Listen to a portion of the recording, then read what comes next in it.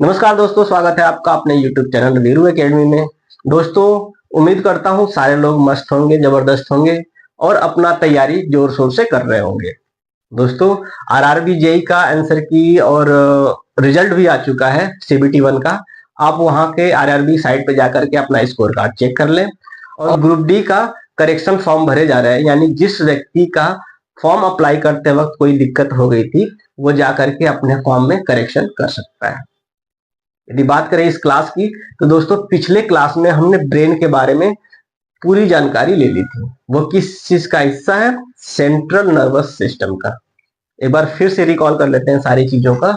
Nervous system यानी तंत्रिका तंत्र, यह 3 भागों में बटा होता है: सेंट्रल, पेरिफेरल और ऑटोनोमस। यदि बात करें हिंदी की तो केंद्रीय तंत्रिका तंत्र, परिधीय तंत्रिका तंत्र और स्वायत्त तंत्रिका तंत्र। ठीक है। सेंट्रल नर्वस सिस्टम के हमने बारे में जान लिया था कि ये ब्रेन और स्पाइनल कार्ड में बटा होता है। ब्रेन का हिस्सा हमने जान लिया था कि 3 ब्रेन होते हैं। सबसे ऊपर वाले हिस्सा जो कि ज्यादा एरिया कवर करता है उसे फोर ब्रेन कहते हैं, यानी अग्र मस्तिष्क कहते हैं। उसके नीचे सबसे छोटा वाला मिड ब्रेन होता है, उसे मध्य मस्तिष्क कहते हैं। और हिंड ब्रेन यानी पश्च मस्तिष्क सबसे लास्ट में होता है, जो कि बिल्कुल ब्रेन के नीचे। यदि ब्रेन को खोदेंगे यानी उसमें गड्ढा करेंगे तब ये सारी चीजें आती जाएंगी आपको। फोर ब्रेन, उसके नीचे मिड ब्रेन, फिर उसके नीचे हिंड ब्रेन। यहां तक समझ में आया? यहां तक हमने ब्रेन के सारे पार्ट यानी सारे ब्रेन को कितने भागों में डिवाइड करा गया है और प्रत्येक भाग का क्या क्या फंक्शन है वो भी हमने डिटेल्स में एक्सप्लेन कर दिया था कि कैसे अग्र मस्तिष्क को 3 भागों में डिवाइड करा गया है: सेरेब्रम, थैलेमस, हाइपोथैलेमस। वैसे ही मिड ब्रेन को कितने भागों में डिवाइड करा गया था? 2 भागों में। पहला है कार्पोरा और दूसरा है सेरेब्रल। हिंड ब्रेन को 2 भागों में डिवाइड करा गया था। एक का नाम है सेरेबेलम और दूसरे का नाम है मॉडुला एंड ऑब्लिंगेटा। यदि आप ये वीडियो नहीं देखे हैं तो आपसे रिक्वेस्ट है कि इसके ठीक पुराना यानी क्लास नंबर 9 आप जाके देखिए, वहां पे सारी चीजें पानी की तरह साफ हो जाएंगी।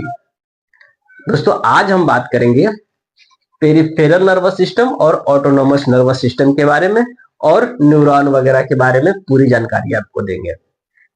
चलिए दोस्तों, हमने इसके बारे में जान लिया था, ब्रेन और स्पाइनल कार्ड। स्पाइनल कार्ड क्या होता है? स्पाइनल कार्ड ब्रेन के नीचे यहां से 12 पेयर यानी 12 ऐसे गुच्छे होंगे जो कि ब्रेन से कनेक्ट होकर के सीधे रीढ़ की हड्डी के बीचों बीच पड़े रहते हैं। और ये भी एक प्रकार का ब्रेन का ही काम करता है, जिसे कहते हैं सेकेंड ब्रेन। इसे क्यों सेकेंड ब्रेन कहा जाता है ये हमने पिछले वाले लेक्चर में बताया है, आप वहां जाकर के देख सकते हैं। ठीक है। अब चलते हैं पेरिफेरल नर्वस सिस्टम के बारे में। दोस्तों, पेरिफेरल नर्वस सिस्टम क्या होता है? इसे हिंदी में कहते हैं परिधीय तंत्रिका तंत्र। परिधीय तंत्रिका तंत्र कहने का मतलब यह है कि यह शरीर के चारों तरफ एक जाल नुमा संरचना बना देता है, यानी परिधि एक बना देता है। उसी को परिधीय तंत्रिका तंत्र कहते हैं। इसमें स्पाइनल कार्ड के 12 पेयर और 31 पेयर, यानी स्पाइनल कार्ड हमारा बीचों बीच हुआ रीढ़ की हड्डी के, 31 तंत्रिकाएं इधर, यानी 31 नसें स्पाइनल कार्ड की इधर जाती हैं, इस हिस्से को कंट्रोल करती हैं। हाथ और ये वाला हिस्सा रिब्स वगैरह, और ये एक लेफ्ट लेग, ये सारा हिस्सा कवर करता है 31 तंत्रिकाएं। बाकी जो 31 तंत्रिकाएं हैं वो इस वाले हिस्से को कवर करती हैं। इनका फंक्शन क्या होता है? ये सूचनाओं को ले जाना और सूचनाओं को ले आने का काम करती हैं। और वो किसके माध्यम से होता है? न्यूरॉन के माध्यम से। यदि ये तंत्रिका न रहे दोस्तों तो क्या आप अनुमान लगा सकते हैं क्या हो सकता है, क्या नहीं हो सकता है? यदि तंत्रिका न रहे तो यहां से सिग्नल, यदि हम यहां से काटते हैं इसको, तो क्या सिग्नल ब्रेन तक जा पाएगा?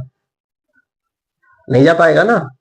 तो यही सिग्नल ले जाता है कि कट रहा है वहां पे हाथ हटाइए, या जल रहा है वहां पे हाथ हटाइए, या आपको सर्दी लग रही है हाथ गर्म करिए सर्दियों में। बाकी सारी चीजों को कवर कौन करता है? तंत्रिका तंत्र। ये सिग्नल को भेजता है कि हमें ठंडी महसूस हो रही है, हमें गर्मी महसूस हो रही है।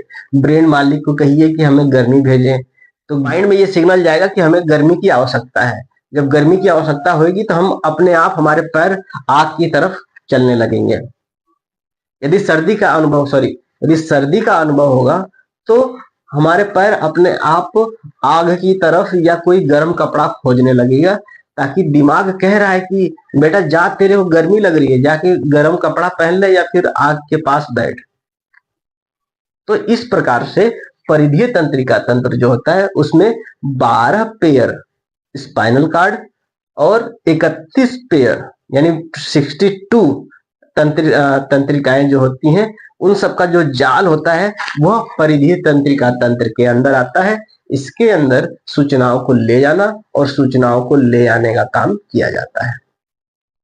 यदि बात करें दोस्तों ऑटोनोमस नर्वस सिस्टम यानी स्वायत्त तंत्रिका तंत्र, स्वायत्त तंत्रिका तंत्र में यह क्या करता है कि यह इन 12 पेयर, ये जो 12 पेयर है, 12 पेयर से कुछ तंत्रिका तंत्र और 31 पेयर से कुछ तंत्रिका तंत्र को मिला करके एक सिस्टम बनाता है जिसे कहते हैं ऑटोनोमस नर्वस सिस्टम।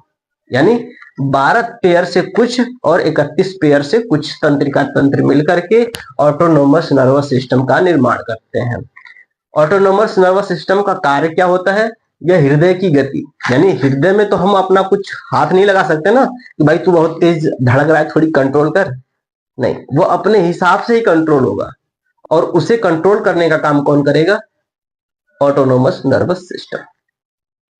यह हृदय की गति, ब्लड प्रेशर, यानी कभी भूत को देख के डर जाना तो ब्लड प्रेशर हाई हो जाता है, या फिर क्रिकेट का मैच देख रहे हो आप, आज है मैच दोस्तों, आज इंडिया और न्यूजीलैंड के बीच में मैच होने वाला है फाइनल।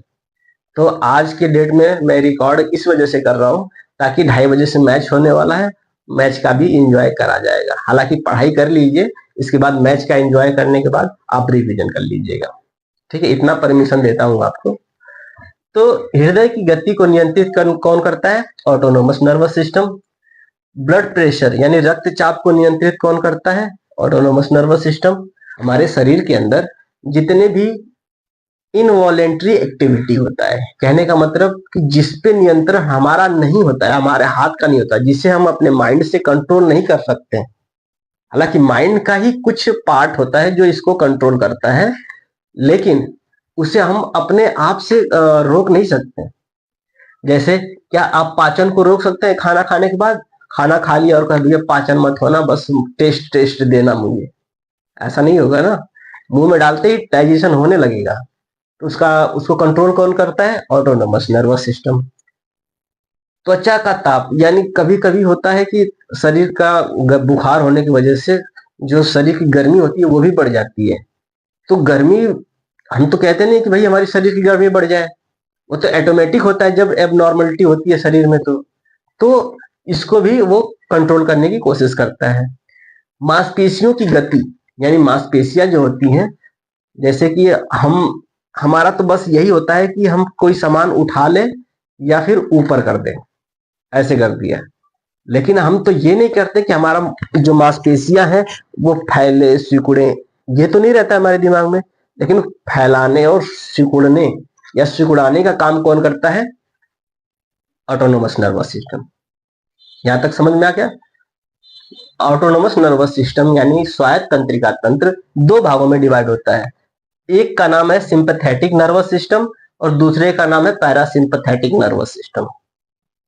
जो सिंपैथेटिक नर्वस सिस्टम होता है यह हमारे शरीर को तनाव और खतरे की स्थिति में तैयार करता है, और जबकि पैरासिम्पैथेटिक सिस्टम क्या होता है, नर्वस सिस्टम क्या होता है, यह तंत्रिका तंत्र हमारे शरीर को आराम की स्थिति में रखता है। अब इसका मतलब क्या है समझ में नहीं आया सर, चलिए फिर से बताते हैं। मान लीजिए आप कहीं दूर से अपने घर की तरफ आ रहे हैं और आपको ये जानकारी है कि आपके जिस रास्ते से जाने वाले हैं उस रास्ते में एक जंगल पड़ता है और जंगल में बहुत सारी प्रेत आत्माएं रहती हैं। आप शहर की तरफ थे, आपने जल्दी जल्दी करके सोचा कि दिन में ही सारा काम निपटा करके दिने दिन मैं अपने घर पहुंच जाऊं। लेकिन किसी कारणवश ऑफिस में लेट हो जाता है और आपको रात हो जाती है, ऑफिस में ठहरने की कोई व्यवस्था नहीं होती है, तो आपको मजबूरन घर जाना ही पड़ता है। अब आप रास्ते में जा रहे हो और रास्ता बिल्कुल सुनसान हो, कोई ना हो रास्ते में, चिड़ियों की चहचहाहट बंद हो चुकी है, शेर और लोमड़ी की जो दहाड़ है वो सुनाई दे रही है आपको। आप रास्ते में चल रहे हैं, ठंडी ठंडी हवाएं चल रही हैं, कल्पना करिए ठंडी ठंडी हवाएं चल रही हैं। इतने में जैसे आप आगे बढ़ रहे होते हैं, आगे से एक छम छम छम और पीछे से एक छम छम, सफेद कपड़ा पहनी हुई एक औरत जिसके चेहरे प्रॉपरली दिखाई नहीं दे रहे हैं, उसके बाल भी दिखाई नहीं दे रहे हैं और वो आ रही है आपकी तरफ। अचानक आपके पीछे कोई हाथ रख देता है, आपके रोए खड़े हो जाते हैं, आपकी गला सूखने लगता है, मुंह सूख जाते हैं, होठ सूख जाते हैं, आवाज निकलना बंद हो जाती है, बिल्कुल आंखें खुली की खुली रह जाती हैं। उस स्थिति को सिंपैथेटिक नर्वस सिस्टम द्वारा कंट्रोल करा जाता है। यानी वैसी स्थिति जो बनती है वह सिंपैथेटिक नर्वस सिस्टम के द्वारा बनती है, क्योंकि यह शरीर में तनाव पूरा उत्पन्न हो चुका है और खतरे की स्थिति में तैयार कर देता है, बिल्कुल डर से जाते हैं आप। कुछ देर बाद जैसे ही आप पीछे मुड़ के देखते हैं, कहते हैं ये तो मेरी बीवी है। अरे मेरी बीवी है यार, डरा दिया तुमने है।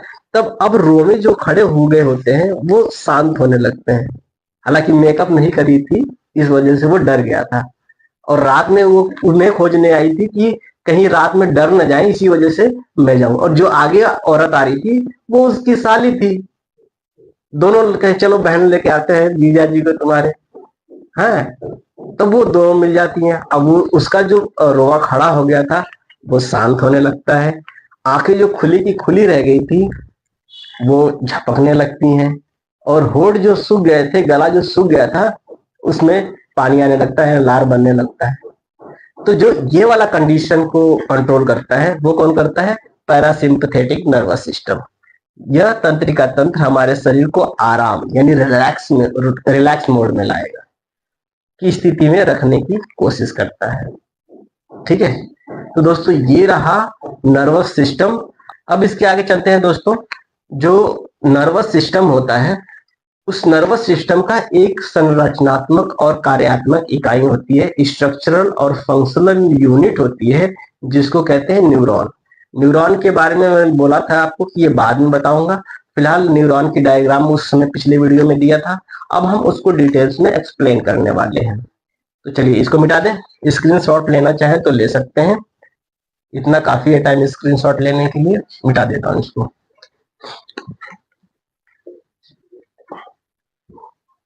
समय बर्बाद ना करते हुए चलते हैं न्यूरॉन पे।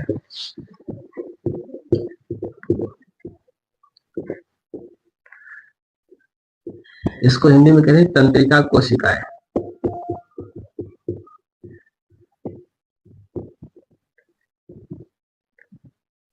क्या कहते हैं? तंत्रिका कोशिका। दोस्तों ये जो न्यूरॉन होता है वह हमारे शरीर के नर्वस सिस्टम का सबसे छोटा कार्यात्मक और संरचनात्मक इकाई होता है, स्ट्रक्चरल और फंक्शनल यूनिट होता है। अब दोस्तों आप पूछेंगे कि ये सर कार्यात्मक और संरचनात्मक इकाई क्या होता है? कार्यात्मक इकाई इसलिए कहते हैं क्योंकि जो नर्वस सिस्टम काम करता है उसका यूनिट है, यानी एक्चुअल में न्यूरॉन ही काम कर रहा होता है, तो इस वजह से ये कार्यात्मक इकाई हो गया।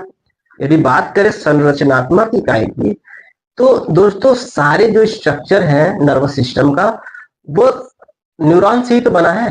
न्यूरॉन की वजह से कई सारे न्यूरॉन नर्व्स बनेंगे और नर्व्स मिलकर नर्वस सिस्टम बना देगा। तो एक्चुअल में जो नर्वस सिस्टम का जो यूनिट है स्ट्रक्चरल वो न्यूरॉन ही है। इस वजह से न्यूरॉन को स्ट्रक्चरल और functional unit of nervous system कहा जाता है। यहां तक समझ में आया? ठीक, अब समझ में आ गया आपको। अब चलते हैं न्यूरॉन के बारे में और जानकारी ले लेते हैं। दोस्तों, जो न्यूरॉन होता है हमारे शरीर की सबसे लंबी कोशिका होती है। सबसे बड़ी नहीं, सबसे बड़ी कोशिका कहाँ पाई जाती है? फीमेल के एग में पाई जाती है सबसे बड़ी कोशिका। बड़ी कहने का मतलब क्या? ये बड़ी हो गई और ये लंबी हो गई। तो सबसे लंबी कोशिका नर्व सेल में पाया जाता है और सबसे बड़ी कोशिका वो फीमेल के एग यानी अंडाशय में पाया जाता है। यदि बड़ी की बात करें तो यहाँ बताएंगे, लंबी की बात करें तो यहाँ बताएंगे जो न्यूरॉन कोशिका होती है, तंत्रिका कोशिका। ठीक है, ओके, यहां तक समझ में आया दोस्तों? चलिए अब हम जान लेते हैं न्यूरॉन के बारे में। इसका फिगर बना लेता हूं।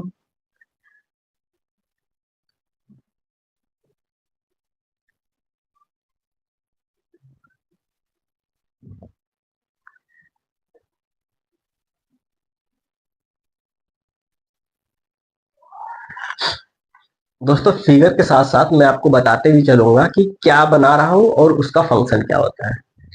ये न्यूरॉन का फिगर बना रहा हूं मैं, जिसे कहते हैं तंत्रिका कोशिका। इसके अंदर ये जो संरचना आप देख रहे होंगे, ये हल्का सा मैं डॉट बना देता हूं। ये जो पूरा अंदर का भाग देख रहे होंगे थोड़ा मोटा है, ठीक है, और हल्का गोल में है। तो ये जो भाग होता है दोस्तों, इस भाग को कहते हैं बॉडी सेल या बॉडी सेल। ये बॉडी सेल क्यों कहते हैं दोस्तों? क्योंकि इसके अंदर सेल पाया जाता है। इसके अंदर सेल के जितने भी कोशिकांग है वो पाए जाते हैं, जैसे nucleus, cytoplasm, endoplasmic reticulum, Golgi body, vacuoles, cell membrane वगैरह वगैरह सारे इसके अंदर पाए जाते हैं। हालांकि सारे के बारे में एक्सप्लेन मैं नहीं करूंगा। इसके पीछे रीजन ये है क्योंकि मैं जब कोशिका पढ़ाऊंगा तो सारे कोशिकांग के जो कार्य होते हैं वो भी बताऊंगा। तो कोशिका के अंदर हम इन सारी चीजों को हम देखेंगे। अभी पढ़ाने लगूंगा बोर हो जाओगे, इसको भी आप हार्ड टॉपिक बना देंगे। लेकिन मैं सारी चीजों को न्यूट्रल लेके चल रहा हूँ। कैसे आपने देखा कि डाइजेशन सिस्टम कितनी प्यार से और आसानी से खत्म हो गया, वैसे ही मैं नर्वस सिस्टम खत्म करूंगा, वैसे ही रिस्पायरेटरी सिस्टम खत्म करूंगा। यानी सारी चीजों को खत्म करके इजी वे में बिल्कुल आपको समझाने का प्रयत्न करूंगा। अब इस वाले भाग को क्या कहेंगे? Body cell. यहां तक समझ में आया? बॉडी सेल हो गया दोस्तों। इसके अंदर बहुत सारी चीजें पाएंगी, एंडोप्लाज्मिक रेटिकुलम, गोल्जी बॉडी, लेकिन इसमें एक सरदार होता है। कौन होता है? सरदार। अब सरदार को ना लूं तो थोड़ी सी नाइंसाफी हो जाएगी इस पूरे प्रजाति के ऊपर। इसमें जो सरदार होता है उसको कहते हैं न्यूक्लियस। क्या कहते हैं? न्यूक्लियस यानी नाभिक। यहां तक समझ में आया आपको? यहां से सेल, बॉडी सेल की तरफ से कुछ ऐसे ऐसे उभरे हुए संरचना दिखाई दे रहे होंगे आपको। ये वाली संरचना जो होती है दोस्तों, इसको बोलते हैं डेंड्रॉन। क्या बोलते हैं? डेंड्रॉन।